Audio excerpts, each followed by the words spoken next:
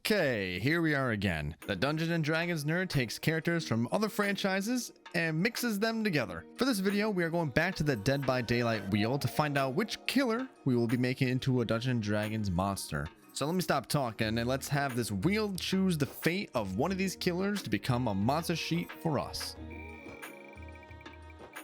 Oh, this will be fun.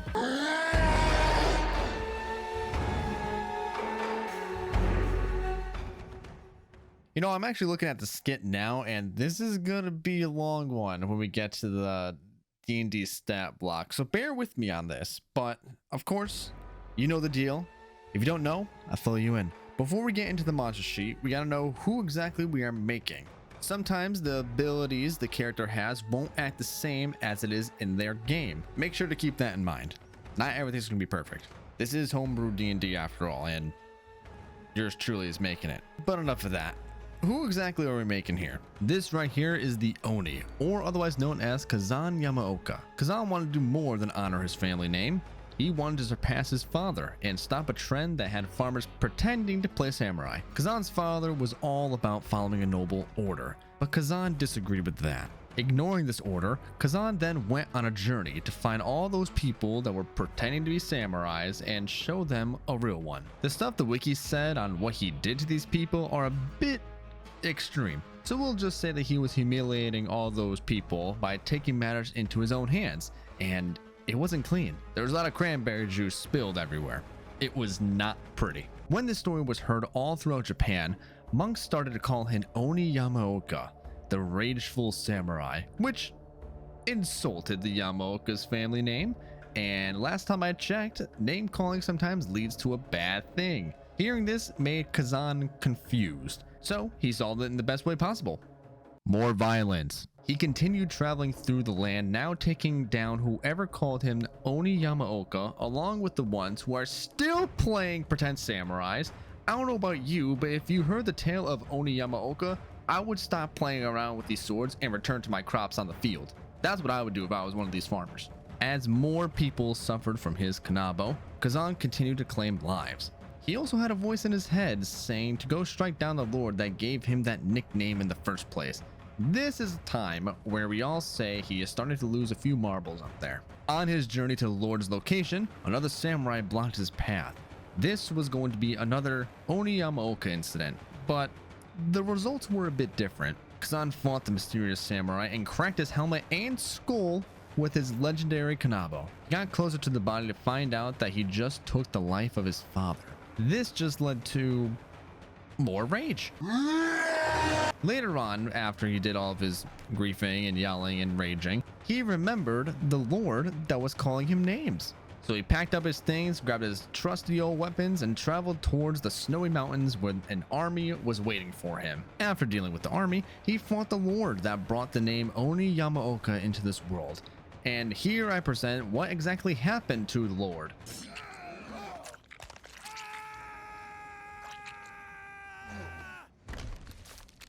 Yeah, he didn't last long. After finally doing this, he found himself in a pickle with all these other farmers that were praising the lord he's slain. This was Kazan's downfall. The farmers managed to strike him down and return the actions Kazan had done to those people. Eventually, the farmers threw him into a stone mill structure to torture him later on, or until he bleeds out. However, when they returned, the only thing left was the black fog known as the Entity. And then the Oni was born in DBD. Congratulations, you made it, you devil. Phew, okay, that was a lot. Now that you all know the story behind this creature, time to make the stats. And God, this was something to make, I can tell you that much. Trying to involve all the things that happened in D&D and with the Oni in Dead by Daylight, there was a lot of mixing and matching here, so we added a few things, we changed a few things, but here, sit back, relax. This is what we did, or this is what I did, and just hear me out, I guess. The Oni is considered a large humanoid with a neutral evil alignment. And if you are wondering why the Oni is a larger humanoid, I rewatched a trailer behavior put out for the Oni, and damn, he is massive compared to the normal sized human. I mean, look at him right now. He's a giant compared to this. His armor class is set at a 16 with 105 hit points with a base speed of 30 feet. With the Oni being strong strength-wise, I made the stats balance out with dexterity since his power gives more speed in game. Being part of a samurai family line, he knows a lot about survival in battle, so he has proficiencies in strength, dexterity, and constitution saving throws, along with athletics and perception. Like I said in previous videos with the Dead by Daylight themed monsters, the Oni would have immunities to certain attacks, but to keep those melee classes part of the fun, the Oni has resistances from any type of melee damage listed here. I did have a lot more immunities listed under the Oni, but for right now we have Charmed, Exhaustion, Frightened, and Prone. I'm sure you'll understand why there's more immunities due to an ability that he has, which I'll get to later in the video. The Oni will understand and speak Common and understand Infernal, since we are evolving a fiendish background of this creature for the D&D universe. I did make the challenge rating an 8 because it seems stronger than the last one we did, but hey, this could be stronger than expected, so have fun with that if you face this creature. The Oni has a variety of abilities to use in battle, so I'll start with the basics following his power and then his perks. The Oni has a multi-attack where he can use his Yamaoka blade twice, which deals 1d8 plus 4 slashing damage per attack. Now with every attack the Oni hits in Dead by Daylight, he is able to see those weird blood orbs that appear after the attack. This is known as his power, Yamaoka's Wrath. This is an ability the Oni has in Dungeons & Dragons. You have a pool of points for how many blood orbs you get and use to unlock certain abilities. Every time you hit a creature, you add 1d6 blood orbs to your blood pool. You're probably thinking to yourself, what is a blood pool? Think about this ability being similar to the feature Lay on Hands, which gives you a pool of hit points to heal either yourself or your allies. Instead of healing, this would be for using actions that consume points in the blood pool. You start at 0 points and the maximum capacity is 36 points. When you reach 36 points, you unlock the bonus action Blood Fury. Blood Fury is the Oni's second power in Dead by Daylight that makes him sprint at dangerous speeds and using his legendary Kanabo to strike down survivors. This is similar to that in game, as it unlocks other abilities for the creature to use. Depending on the ability, it will say how many points you need to take away from your pool to use it. However, if you reach 0 points in the blood pool or don't use any blood points during your turn, the Blood Fury ends. Now, what abilities can you unlock? One of them is Demon Dash. For every 1 point you use, the Oni can extend its movement speed by 10 feet. You do have to decide how many points you will use for this ability before you use your movement action. An action you can use is the Enhanced Yamaoka Blade. This isn't in Dead by Daylight, but I feel like it would be nice to give a more precise attack for the Oni during his Blood Fury.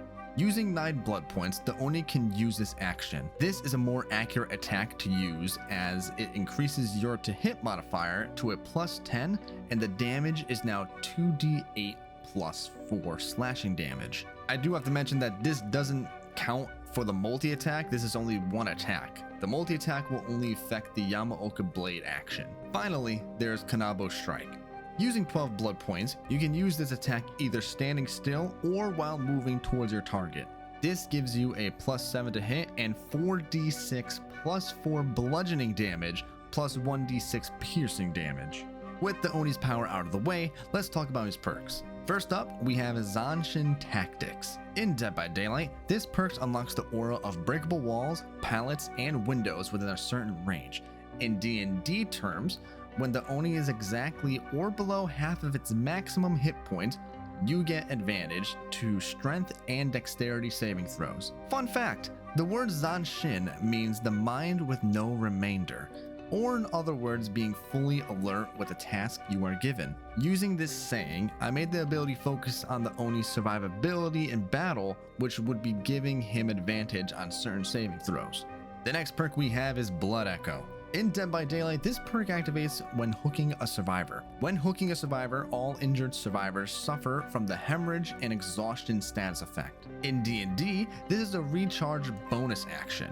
When you attack a creature, you can use a bonus action to have creatures within a 30-foot range from you make a wisdom saving throw DC 15 or become frightened by the Oni. The affected creatures can repeat the saving throw at the end of their next turns until they succeed. I was basing this perk off of the quote that came with the perk in-game, as doing harm to an ally of the enemy will have them flee, or in this case, frightened.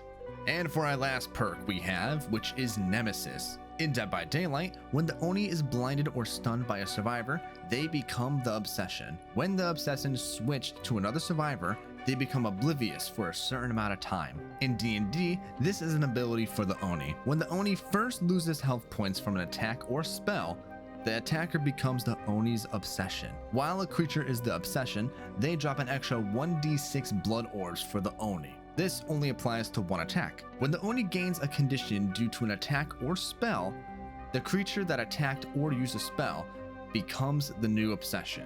If the Obsession becomes unconscious, have the next attacker that hits you become the Obsession. This is the first perk we are making that involves an Obsession, and I think this is a good way to switch up the Obsession during battle, according to the perk. This is another reason why I didn't add more immunities to the Oni, so there's more of a chance for this switch to happen. Alright, that's a lot of stuff for this creature. Just a reminder, this is all homebrew, so feel free to arrange any of the abilities or stats to make this a comfortable encounter for your party. Or if you are like the Oni, and that one player is filling your rage bar and you want to remind them who is God in this realm, then go ahead and buff it like crazy. This is the Oni from Dead by Daylight in Dungeons & Dragons. Thank you all for watching, and I hope you all enjoyed this creation. Make sure to like and subscribe if you'd like to see more of this. You can also leave a comment on either who you would like me to create in Dungeons & Dragons next, or any changes you would have made to this stat block we made here. With that being said, stay safe, and you have yourself a good one.